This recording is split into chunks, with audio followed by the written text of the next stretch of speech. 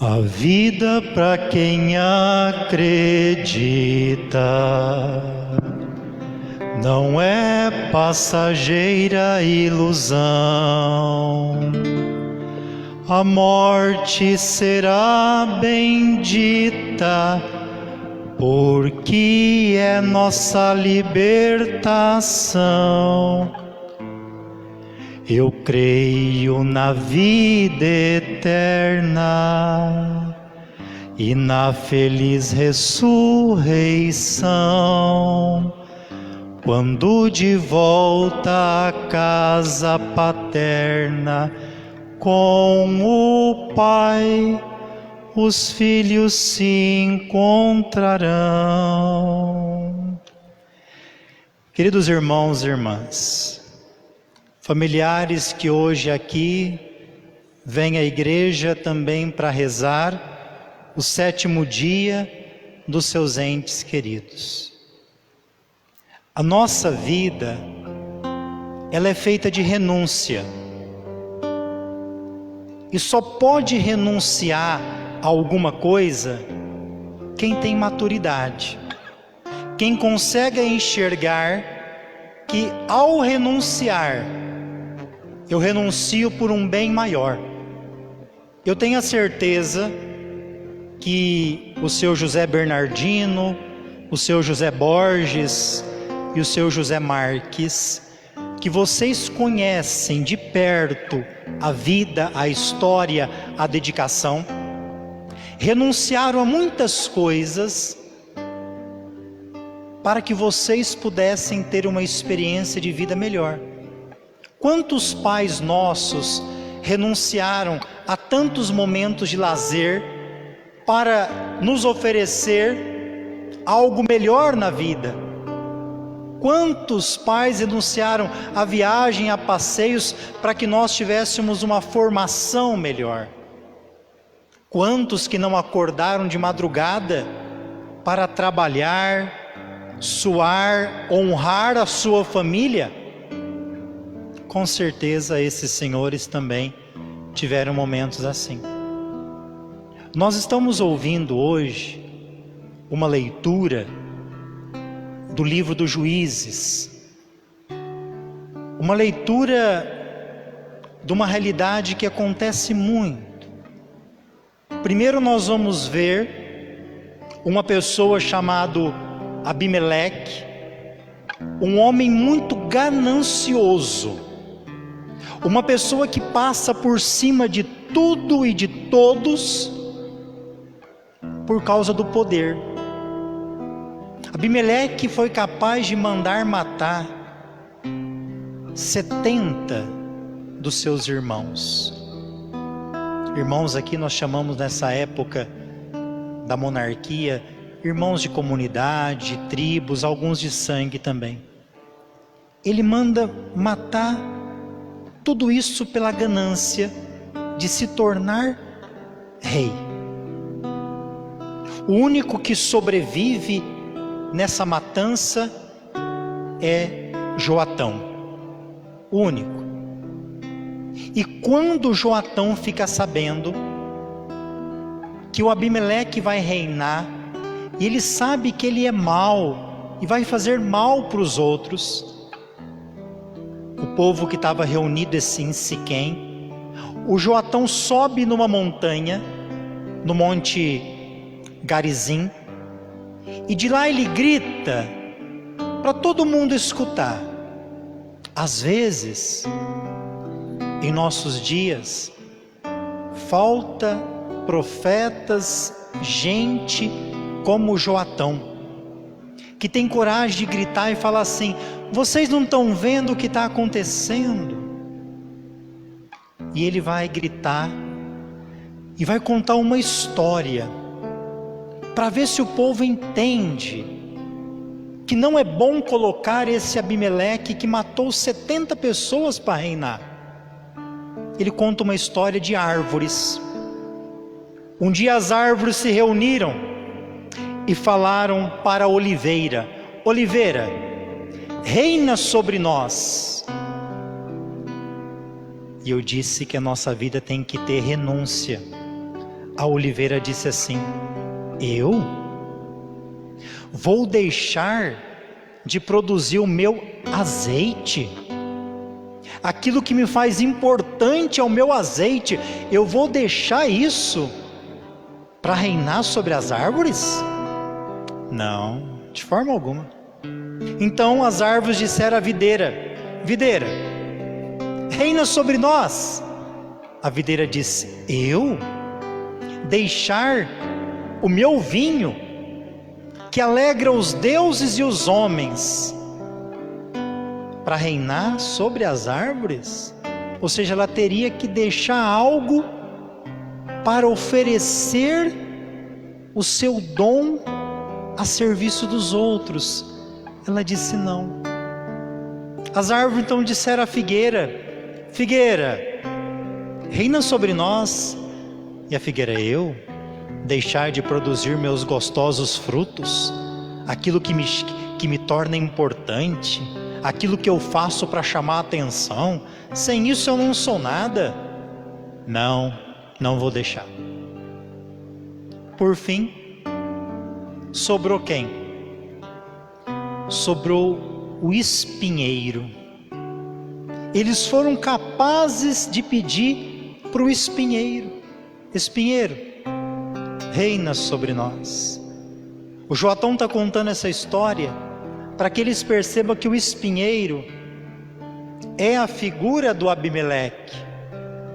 E o espinheiro usa aquela linguagem: se vocês querem me fazer rei, eu darei sombra para vocês. Como que um espinheiro vai dar sombra? E assim acontece de o Abimeleque se tornar rei. Essa leitura nos ajuda a pensar que Deus deu tantos dons para nós, coisa bonita que está na nossa vida e com certeza na vida desses irmãos que nós hoje rezamos. Os nossos dons devem ser colocados a serviço, deve ser partilhado.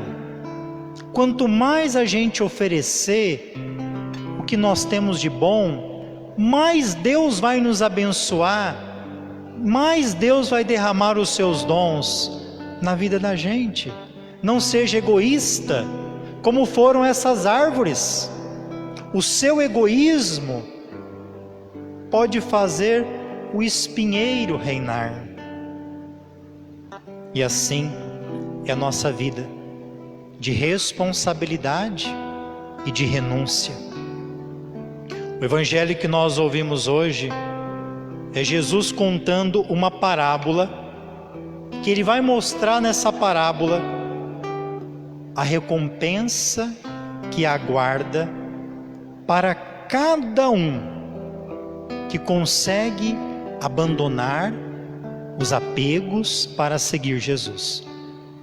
Jesus então vai contar como que é o reino dos céus. Ele diz que o reino dos céus é como a história de um patrão. Um patrão que sai de madrugada para contratar trabalhadores para a sua vinha. No povo de Israel, o trabalho normalmente começa às 6 da manhã e vai até o fim do dia, às 6 da tarde. As pessoas que não têm um trabalho fixo, elas ficam na praça esperando alguém vir para contratá-las. E esse patrão aqui, ele que vai ao encontro desses trabalhadores de madrugada na praça. É muito provável que ele vá então antes das 6 da manhã, por volta das 5 da manhã, e ele combina com eles uma moeda de prata. Uma moeda de prata corresponde a um dia de trabalho, e eles aceitam. Então ele fala: vai então trabalhar na minha vinha. O patrão sai de novo às 9h, encontra outros na praça e dizem para eles: vai trabalhar na minha vinha. Ele vai, eles vão. Ele vai de novo ao meio-dia e diz aos que estão na praça: vai trabalhar na minha vinha. Eles vão. Ele vai de novo às 15h, encontra outros, convida, e eles vão. E por último, o patrão vai às 17h, encontra ainda gente na praça e pergunta: por que vocês estão aqui? Eles respondem: porque ninguém nos contratou. Então ele fala para esses também: vai trabalhar na minha vinha. Terminou o horário do serviço. O patrão então chama o seu administrador para fazer o pagamento daqueles que foram trabalhar na vinha. Deus chamou todos nós em horários diferentes para trabalhar na sua vinha. O modo que eu me coloco para trabalhar na vinha do Senhor é que faz a diferença. A minha dedicação, a minha responsabilidade, o meu amor para trabalhar na vinha é que vai fazer a diferença. Alguns de vocês começaram a servir na vinha de manhã, jovenzinhos. Outros começaram adolescentes, jovens. Alguns começaram já idosos. Não tem problema. Só que ele começa agora a fazer o pagamento, começando por aqueles que começaram a trabalhar na última hora, às 17h. Se eles começaram às 5, eles só trabalharam 1 hora. Se fosse fazer a divisão dessa 1 moeda de prata, ele devia receber o correspondente a 1 hora. Mas o patrão vem e paga para esses 1 moeda de prata. Aqueles que foram chamados mais cedo ficaram observando aquilo e começaram a pensar: se esses daí receberam isso, eu que comecei cedinho vou receber muito mais.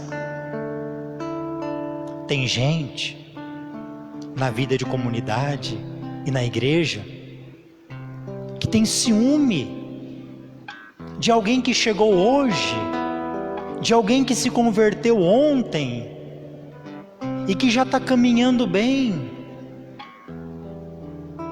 Tem inveja porque já está fazendo uma leitura, está cantando no coral. Talvez essa pessoa teve o coração mais aberto para se converter do que a gente que está há muito tempo. Esses da primeira hora, invejosos, ficaram reparando nos outros.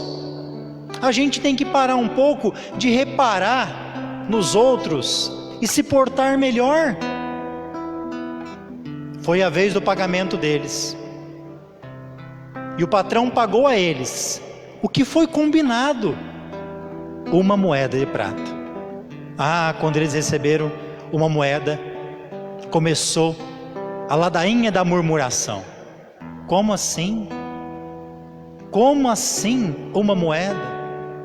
Nós começamos cedinho, passamos por cansaço, pelo sol.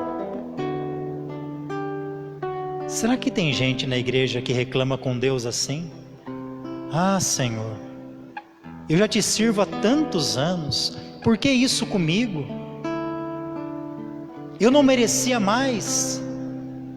Nós chamamos isso de teologia da retribuição. É uma pessoa que serve a Deus, ou dá para Deus, ou dá para a igreja, sempre esperando algo em troca. Não dá com a liberdade, não dá com amor. Parece que é alguém que negocia com Deus. E Deus vai dizer: para esse que estava reclamando: eu não combinei com você uma moeda de prata? É o que eu estou te dando, vai para a tua casa. Você está me julgando por ser bom? Eu não fui justo em acertar o que eu combinei? Se eu quero ser bom com esses outros, eu não posso ser? Deus é generoso.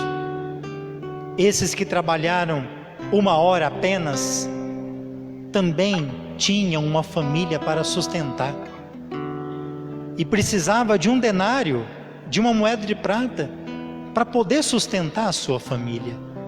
E Deus foi generoso com eles. E Deus é generoso com a gente. Como é generoso! Que nós não tenhamos esse coração fechado, como esses que ficaram reclamando, porque Deus deu para o nosso irmão o que ele quis. Ninguém se converte no mesmo dia. Respeite, a minha conversão pode demorar mais que a tua, a conversão de quem está no teu lado pode demorar um pouquinho mais.